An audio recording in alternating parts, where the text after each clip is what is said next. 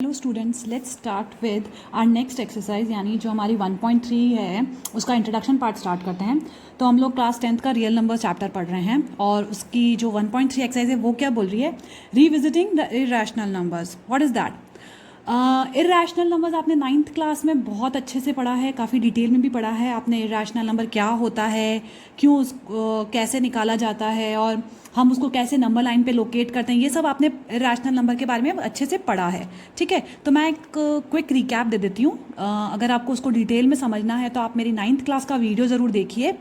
But अभी मैं हाल फिलहाल के लिए बताती हूँ आपको। इरैशनल नंबर वो नंबर होते हैं जो कि नॉन टर्मिनेटिंग नॉन रिपीटिंग होते हैं। ठीक है, वो नंबर जिनको आप डिवाइड करते हो और उनका जो आंसर आता है वो तो एक टर्मिनेटिंग भी नहीं होता है, मतलब ख़त्म भी नहीं होता है, नॉन टर्मिनेटिंग होता है, और जो नॉन रिपीटिंग भी होता है, यानी जिसके नंबर्स रिपीट भी नहीं होते हैं, वो होता है हमारा इरैशनल नंबर्स। ठीक है, यानी डेसिमल्स जो होते हैं वो हमारे रिपीट भी नहीं हो रहे होते और डेसिमल एंड भी नहीं होता है, वो डिवीजन खत्म भी नहीं होता है। तो दैट वाज इरैशनल नंबर। और इसको कैसे नंबर लाइन पे लोकेट करते हैं ये भी आपने सीखा था 9th क्लास में। अब हम लोग थोड़ा सा आगे इसमें पढ़ते हैं कि एक्चुअली हम यहाँ प्रूव करेंगे कि इरैशनल नंबर्स जो कोई नंबर दे रखा है वो इरैशनल नंबर है कि नहीं, ये चीज़ हम इसमें प्रूव करेंगे। तो अब सबसे पहले से हम लोग को दे रखा है √2 √5, ये इरैशनल नंबर है कि नहीं, तो वी विल प्रूव ईयर। इस एक्सरसाइज में हम ये चीज़ प्रूव करेंगे। उसको कैसे प्रूव करेंगे? By using the fundamental theorem of arithmetic, जो आपने पिछली वाली एक्सरसाइज में पढ़ा था, फंडामेंटल थ्योरम ऑफ अर्थमेटिक, वही हम यूज़ करके इसमें हम लोग ये चीज़ निकालेंगे। ठीक है, इस टेक्निक को बोलते हैं, जो हम टेक्निक इसमें यूज़ करने वाले हैं, हम ये तो यूज़ करेंगे ही, साथ में एक और टेक्निक जिससे हम क्वेश्चन को सॉल्व करते हैं, that technique is called proof of contradiction. ठीक है, इस टेक्निक को हम यूज़ करके क्वेश्चन को सॉल्व करेंगे और प्रूव करेंगे कि कोई नंबर इरैशनल है या नहीं है, यानी हमारा √2 √5 इरैशनल कैसे बना है, क्यों है वो इरैशनल, वो चीज़ हम प्रूव करेंगे। कॉन्ट्राडिक्शन मतलब अपन कोई चीज़ अज्यूम करते हैं और वही चीज़ अजम्पशन पे गलत आ जाती है एंड में जाकर, दैट इज़ कॉल्ड कॉन्ट्राडिक्शन। ठीक है, उसको कॉन्ट्राडिक्ट कर रहा है जो ही चीज़ हमने मानी है ना। अब हम लोग √2 √5 इन सब को प्रूव करने से पहले, इन सबको इरैशनल प्रूव करने से पहले एक थ्योरम है जो मैं आपको बताना चाहती हूँ, वो समझ लीजिए, ताकि वही चीज़ आपकी उसमें अप्लाई होगी, जो आप सॉल्यूशंस करोगे, जो आप प्रूव करोगे, उनमें ये अप्लाई होगी। तो थ्योरम क्या बोल रही है? Let p be a prime number if p divides a square then p divides a, where a is a positive integer. क्या बोल रहा है वो? कि हम मानते हैं कि p एक प्राइम नंबर है, जैसे मैंने माना ये 3। ठीक है, हमने क्या माना कि p एक प्राइम नंबर है, वो है 3। If p divides a square मैंने माना 9। ठीक है, एक कोई नंबर है जो कि क्या है, ए स्क्वायर है 9। अगर ये p ए स्क्वायर को डिवाइड करता है, यानी ए स्क्वायर बाय 3 आ रहा है, दैट इज 9/3, तो आंसर क्या आया मेरा 3। तो ये जो ए नंबर आया ना मेरा आंसर, अगर मैं ए लिखूं तो कितना आएगा, 3 आएगा, यानी ए स्क्वायर 3। तो जो मेरा p होगा ना, वो इस a को भी डिवाइड करेगा।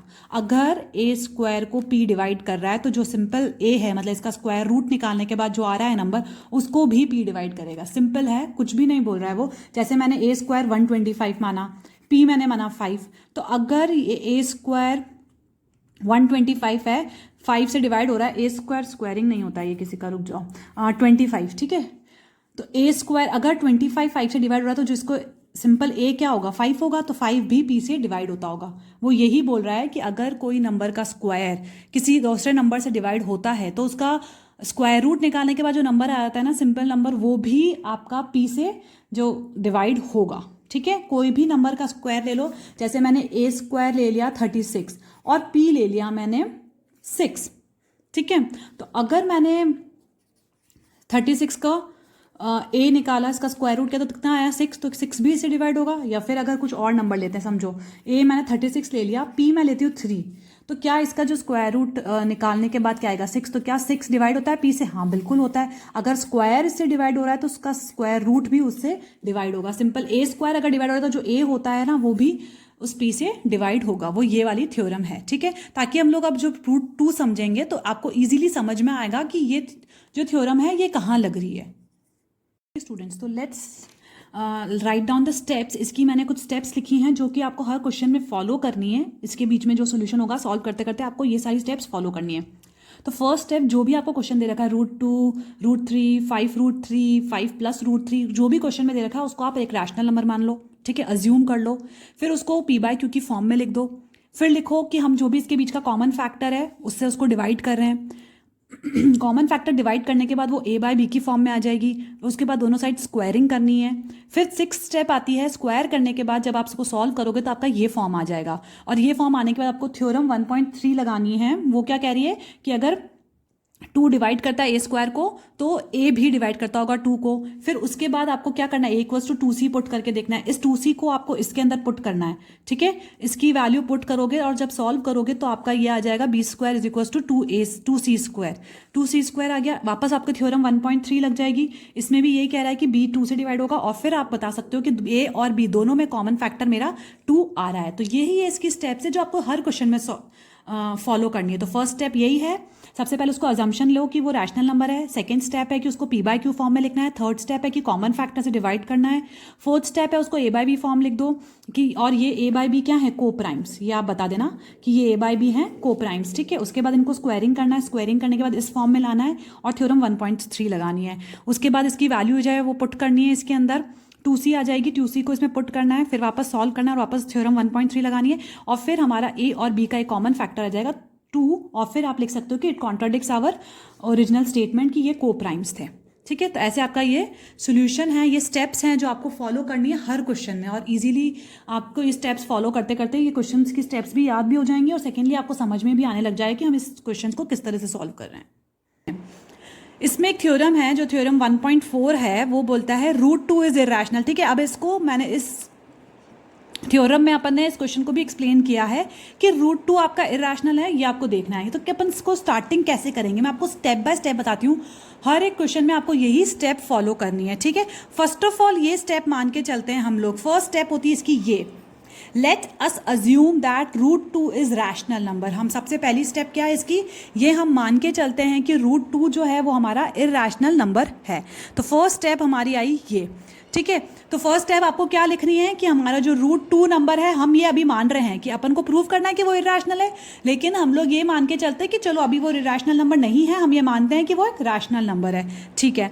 अगर √2 रैशनल नंबर है तो वो p/q की फॉर्म में होगा, यस डेफिनेटली होगा। अगर वो √2 कोई रैशनल नंबर क्या होता है, फ्रैक्शन की फॉर्म में होता है, a/b की फॉर्म में, तो √2 जो है वो p/q हो गया, यानी q जो है मेरा 0 नहीं होना चाहिए। ये चीज़ आपकी कंडीशन होनी चाहिए कि नीचे वाला आपका 0 नहीं है। नाउ ओके, तो अब हम एक चीज़ बोलते हैं कि जैसे √2 p/q की फॉर्म में है, तो हम ये मानते हैं कि हम लोग ये चीज़ लेट करते हैं या सपोज करते हैं कि p/q में ऐसे कुछ कॉमन फैक्टर्स हैं, ठीक है। यानी कि जैसे अगर हम लोग लिखते हैं 12/2, इसका मतलब इन दोनों में कुछ तो कॉमन फैक्टर है, 2 है जैसे कट सकता है ना, इसलिए 6/1 है ना, ऐसा कुछ है। हम ये मान के चलते हैं इस p/q में कोई तो कॉमन फैक्टर है जो कि इन दोनों में अगर आप हटाओगे तो जो आंसर आएगा वो अपना जो फॉर्म में आएगा वो आएंगे जो कि कोई भी कॉमन फैक्टर बिलोंग नहीं करते होंगे। जैसे कि मैं बताती हूँ, समझाती हूँ इसको। सपोज कि हमने p/q में कोई कॉमन फैक्टर जिससे हमने उसको डिवाइड कर दिया, ठीक है। जैसे इसमें 2 था ना, जैसे मैंने समझाया, वैसे ही अगर 10/5 है तो उसमें 5 है कॉमन फैक्टर, तो वैसे हमने उसमें से कॉमन फैक्टर को उसका डिवाइड कर दिया, दोनों p में भी डिवाइड कर दिया, q में भी डिवाइड कर दिया, तो कॉमन फैक्टर हट गए सारे। तो अब जो हमारा आया वो आया a/b फॉर्म, ठीक है। जो अब हमारा आंसर आया वो आया है हमारा a/b की फॉर्म में, ठीक है। जो कॉमन फैक्टर था उससे हमने उसको डिवाइड किया, p को भी किया, q को भी किया, तो जो आंसर आया वो a/b फॉर्म में। और a/b के अंदर कोई भी कॉमन फैक्टर्स नहीं है, यानी इसे बोलते हैं को प्राइम, ठीक है। इन दोनों वर्ड्स, इन दोनों a और b को हम, इन दोनों इंटीजर्स को, इन दोनों को हम लोग क्या बोलेंगे, को प्राइम। को प्राइम का मतलब ये होता है कि इन दोनों के बीच में कोई अब कॉमन फैक्टर नहीं है, ठीक है। इसमें था तो इसमें डिवाइड कर दिया, डिवाइड करने के बाद हमारा फॉर्म आया a/b, तो कोई भी इसमें कॉमन फैक्टर नहीं है। अब इस b को इधर शिफ्ट कर सकती हूँ मैं, ठीक है। तो मैंने √2b = a यहाँ शिफ्ट कर दिया। दोनों तरफ मैंने क्या करी, स्क्वायरिंग करी। अब स्क्वायरिंग करने के बाद ये आया 2b² = a²। 2 का √2 का स्क्वायर से हट गया 2, ये रूट हट गया, तो ये सिंपल 2 बच गया, b का b² हो गया, a का a² हो गया। अब यहाँ आप एक चीज़ नोटिस करो कि ये आ रहा है 2b² a², ठीक है। अब जैसे 2b² = a² आया था, तो सबसे पहले b² को मैंने इस 2 को यहाँ शिफ्ट किया, तो b² = a²/2 आ गया। अब 2 डिवाइड्स a² है, यहाँ पे है कि 2 डिवाइड्स a², तो we can say that A divides 2 also कौन सी थ्योरम थी अभी जो मैंने आपको जस्ट बताई, थ्योरम 1.3 जो मैंने अभी आपको बताई थी, वो इस पे एप्लीकेबल हो रही है। ठीक है, इस बाय थ्योरम दिस हम लोग कह सकते हैं, मैंने बताया था ना आपको कि ए स्क्वायर अगर पी से डिवाइड हो रहा है तो सिंपल ए भी पी से डिवाइड होगा। अगर ए स्क्वायर पी से डिवाइड हो रहा है तो सिंपल ए जो होगा जिसका स्क्वायर रूट होता है वो भी पी से डिवाइड होता होगा। तो वही चीज़ है, अगर ए स्क्वायर 2 से डिवाइड हो रहा है तो जो ए है वो भी 2 से डिवाइड होगा। तो ए अगर 2 से डिवाइड होगा तो समझो मैंने यहाँ पे एक इंटीजर लिया, जैसे अगर इसको मैं डिवाइड करती हूँ, समझो 36 डिवाइड बाय 2 है। ठीक है, तो ये कितना आता है 18। तो 18 अगर आ रहा है इसका मतलब 18 इंटू 2 करूँगी तो मेरा 36 बनेगा। तो जो a है इसको मैंने कैसे, इसको हम ऐसे लिख सकते हैं a is equal to twice of c, मतलब 2 तो डिवाइड हो ही रहा है a से, और डिवाइड करने के बाद कुछ आंसर आएगा c, या इसको मैं ऐसे बताऊं समझाऊं आपको, a डिवाइड होगा 2 से। ठीक है, और डिवाइड करने के बाद कोई ना कोई मेरा आंसर आएगा वो c होगा। तो इस 2 को मैं इधर शिफ्ट कर सकती हूँ, यानी a कितना हो गया 2c हो गया, और c मेरा कोई ना कोई इंटीजर हो गई होगा। ठीक है, ये यही बोल रहा है कि जैसे इस थ्योरम लगा दी, थ्योरम लगाने के बाद a/2 आ गया, a/2 डिवाइड करेंगे तो कोई ना कोई मेरा आंसर आएगा c। ठीक है, तो इस 2 को मैंने यहाँ शिफ्ट कर दिया तो अपन इसको लिख सकते हैं a is equal to 2c, वही मैंने यहाँ लिखा है। अब इस a is equal to 2c की, ये जो 2c की वैल्यू है उसको मैंने इस इक्वेशन में पुट किया, ये जो मैंने फर्स्ट नंबर डाल रखा है इस a इक्वल टू 2c को मैंने यहाँ पुट किया। ठीक है, तो अगर इस a की जगह मैंने 2c रख दिया तो 2b स्क्वायर a 2c का होल स्क्वायर हो गया, ये आ गया 2b स्क्वायर 2c का होल स्क्वायर। ठीक है, तो 2b स्क्वायर को ऐसे कैसे लिख दिया, और इसका आ गया 4c स्क्वायर, स्क्वायरिंग खोल दी, ये कैंसिल होकर 2 आ गया, तो b स्क्वायर इक्वल टू कितना हो गया 2c स्क्वायर। अब इस b square is equal to 2c, इस b square is equal to 2c को मैं ऐसे लिख सकती हूँ 2c स्क्वायर, इसको मैं लिख सकती हूँ c square is equal to b square by 2, इस 2 को नीचे शिफ्ट कर सकते हैं तो ये आ गया। अब b स्क्वायर 2 से डिवाइड हो रहा है, इसका मतलब b भी 2 से डिवाइड होगा बाय थ्योरम 1.3। ये थ्योरम लगाने के बाद हम लोग ये चीज़ भी बोल सकते हैं कि अगर b स्क्वायर 2 से डिवाइड होता है तो b भी 2 से डिवाइड होगा, यानी अभी ऊपर क्या आया था यहाँ पे a भी 2 से डिवाइड हो रहा है, यहाँ क्या आया b भी 2 से डिवाइड हो रहा है, यानी a और b दोनों ही किससे डिवाइड हो रहे हैं 2 से। इसका मतलब इनके बीच में वापस एक कॉमन फैक्टर है। अभी ऊपर हमने क्या बोला था कि p और q नंबर था जहाँ पे वो 2 से डिवाइड उसके कॉमन फैक्टर से अपन ने डिवाइड किया, तो जो a और b आ गया उस वो क्या है को प्राइम नंबर्स हैं। लेकिन हमने जब इसको प्रूव किया तो हमारा a और b का एक कॉमन फैक्टर आ गया 2, इसका मतलब वो को प्राइम नहीं है। तो इसका मतलब जो हमने प्रूफ जो ये कॉन्ट्राडिक्ट कर रहा है हमारे स्टेटमेंट को, कौन से स्टेटमेंट को, कि a और b को प्राइम है। और ये कॉन्ट्राडिक्शन क्यों अराइज हुआ, क्योंकि हमने फर्स्ट जो अजम्पशन लिया था कि √2 एक रैशनल नंबर है, वो ही हमारा गलत था। √2 हमेशा एक इरेशनल नंबर है, तभी ये चीज़ कभी ये कॉन्ट्राडिक्शन नहीं होगा। ठीक है, हमने फर्स्ट स्टेटमेंट माना कि √2 हमारा रैशनल नंबर है, ये मान के चला, और उसको जब सॉल्व किया तो बीच में मेरा एक स्टेप आया जिसमें मैंने a और b को को प्राइम्स बताया कि अब इसमें कोई भी कॉमन फैक्टर नहीं और ये को प्राइम है। लेकिन जब मैंने इसको सॉल्व करना शुरू किया तो इसमें 2 और 2 दोनों में ही को प्राइम दोनों में ही कॉमन फैक्टर आ गया फिर से। तो मतलब this statement contradicts our previous statement that a and b are coprimes. ठीक है, ये कॉन्ट्राडिक्ट कर रहा है उसको, ये उसके अगेंस्ट जा रहा है ना। मतलब हमने जो बोला, कॉन्ट्राडिक्ट का मतलब क्या हो रहा कि मैंने जो बोला था कि वो दोनों को प्राइम्स है, उसी चीज को ये बात गलत बताती है। ये प्रूफ आपका गलत बता रहा है कि वो को प्राइम्स नहीं है, उनके बीच में अभी भी कॉमन फैक्टर है। तो दिस स्टेटमेंट और this contradiction arises just because कि हमने ये माना था कि √2 हमारा एक रैशनल नंबर है। जो ये, तो इससे हम कह सकते हैं कि हमारा जो स्टेटमेंट था वो ही गलत था, या हमारा जो अजम्पशन था वो ही गलत था। Is √2 is an irrational number. अगर नहीं समझ में आया तो कोई बात नहीं, टेंशन लेने की जरूरत नहीं है। मैं आगे एक और क्वेश्चन सॉल्व कर, 2-3 क्वेश्चन जो इसके एग्जाम्पल है सारे सॉल्व करके बताती हूँ, फिर आपको धीरे धीरे क्लियर होगा। स्टेप्स बहुत सब भी क्वेश्चन में सेम है। तो let's move on to next question. अब हम एग्जाम्पल 9th है जो एनसीईआरटी बुक का एग्जाम्पल है √3, इसको हमें प्रूव करना है कि ये एक इररैशनल नंबर है।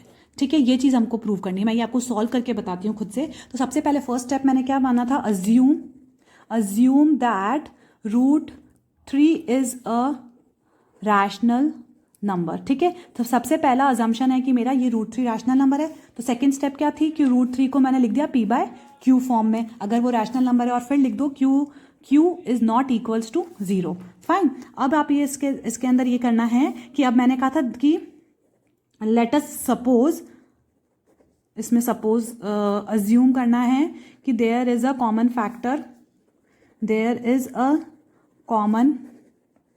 Factor, between p and q, in p and q, दो इन p और q में एक common factor and dividing p and q by common factor. ठीक है, वी गेट फिर अब हमको क्या मिलता है, √3 is equals to A and B, where A और बी क्या हैं, को प्राइम नंबर्स हैं।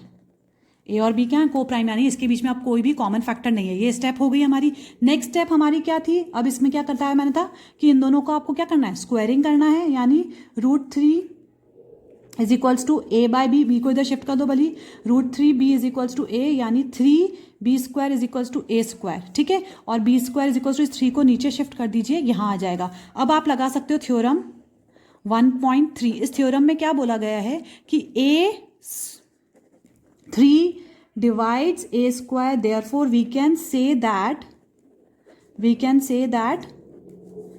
3 divides a also, ठीक है। अगर वो a को डिवाइड कर रहा है यानी 3 इज इक्वल्स टू, अगर मैंने बताया था ना कि a/3 होता है, तो इसको डिवाइड करेंगे तो कोई c आएगा, और 3 को इधर शिफ्ट करेंगे तो a is equals to 3c आ जाएगा। इसकी वैल्यू हम पुट करेंगे यहाँ पर इस फर्स्ट वाली इक्वेशन में, ठीक है। इसकी वैल्यू अगर मैं यहाँ पे पुट करती हूँ तो आता है मेरा b² is equals to 3c का होल स्क्वायर। वैल्यू पुट करने के बाद मेरा क्या आया, b² is equals to 3c का होल स्क्वायर, तो ये आएगा b² is equals to 9c²। अब इस 9 को इधर शिफ्ट करते हैं, यानी b² is equals to 9 is equals to c²। Sorry, यहाँ पे आगे 3 भी था, 3b² है वो, तो ये आएगा 3 3 इज 9, यानी b² upon 3 is equals to c²। अब वापस लगाएंगे हम थ्योरम 1.3, तो bye theorem 1.3 3 divides b² which gives that means 3 divides b also, therefore a and b have common factor as 3, which contradicts our previous statement। क्या था हमारा previous statement, that a and b are coprimes. इसको ये contradict कर रहा है, क्यों, क्योंकि हमने पहले बोला था कि ए और बी को प्राइम्स, यानी उनके बीच में कोई भी कॉमन फैक्टर नहीं है, लेकिन अब उनके बीच में एक कॉमन फैक्टर आ गया है, वो क्या आ गया है, 3। तो हम बोल देंगे this contradiction arises because of our wrong, या फिर आप बोल सकते हो incorrect assumption, that is √3 is rational number, so therefore we can say that √3 is irrational। Rational number पहले अपन ने अज्यूम करा था, इसी की वजह से कॉन्ट्राडिक्शन अराइज हुआ है, तो वो हमारा जो अजम्पशन था वो गलत है। इसका मतलब √3 हमारा क्या है, इरैशनल नंबर है। तो यही स्टेप आपको हर क्वेश्चन में फॉलो करनी है। इजी है, या तो स्टेप्स को याद करके आप स्टेप बाय स्टेप कर सकते हैं, या फिर आप 1-2 क्वेश्चन करेंगे तो वैसे भी याद हो जाएगा। छोटी सी एक्सरसाइज है। Now let's move on to next question.